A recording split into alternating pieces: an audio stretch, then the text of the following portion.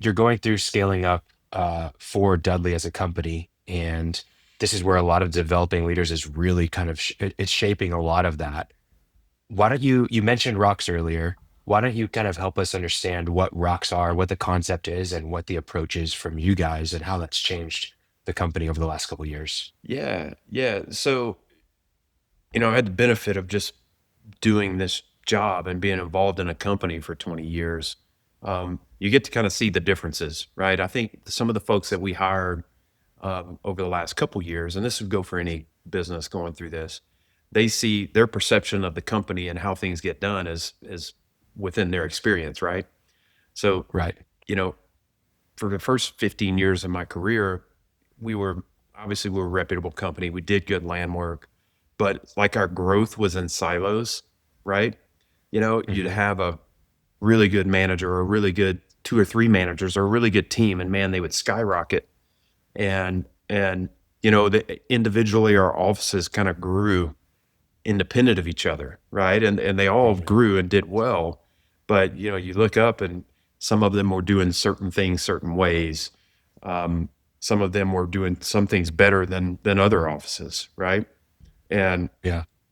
what this kind of rocks concept has done for us is really to unite on things that are going to make us better as a whole and provide a structure and a mechanism for shared learning, for a focus back on from like what we're doing independently to what are we doing as a company, and Yeah. how is that going to support and affect all of us.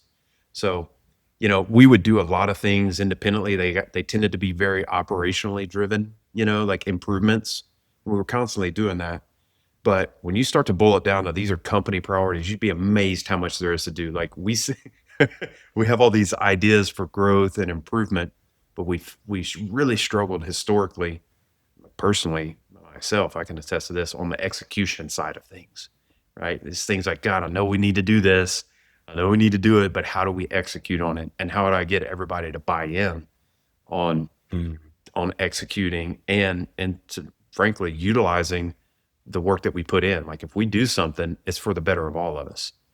And so, our rocks all go to our annual goals. Our annual goals are all things that are established in our annual planning meetings where we get everyone together, talk about what's going great, talk about what's going wrong, talk about what we think the future brings, and then working to those things. And rocks happen quarterly. They're broken down into weekly sprints. Different Can you people give an are example accountable. of a rock? Yeah, I mean, I'll look at one right now. We're going through a modernization of our and just a revamp of our file saving structure, right? Okay. Um, we for years we Sounds did. like a fun time. It's a Sounds blast. This sounds is riveting. this is riveting podcast talk. Yeah. Everybody's going to sleep now.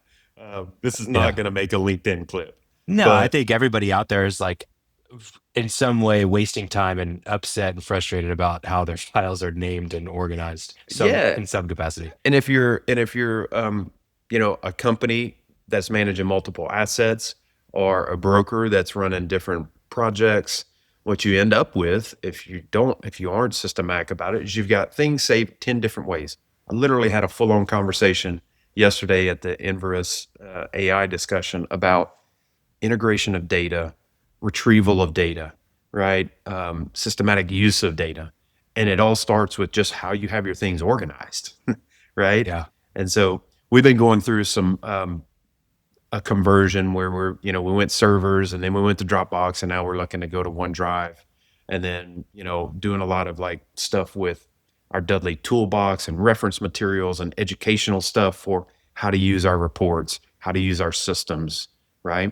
And that's a big undertaking. There's a lot there. It's a great concept. Mhm. Everybody can say, man, we need some manuals, we need best practices to be documented for all these roles and positions, but doing the work's a whole different thing.